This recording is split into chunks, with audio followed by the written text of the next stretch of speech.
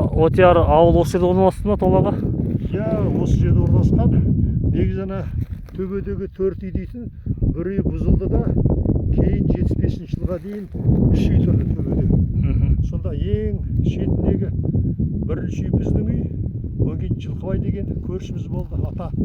Одан кейін Бәтен апа. Бұл Бәтен апаның үйінің кезінде Бекболат Жамалдиевтің әкесі Қуанышбай аға салған екен, тұрғызған екен.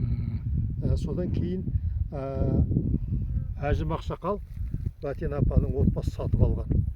Ал мына жері міне төменгі ауыл дейді, ойдағы ауыл дейді. Мына жерде мектеп болған, ана жақта арырақ баз болған, қой базы, ірі қара базы. Мына жерде дүкен болған, үйлер болған осы жерде.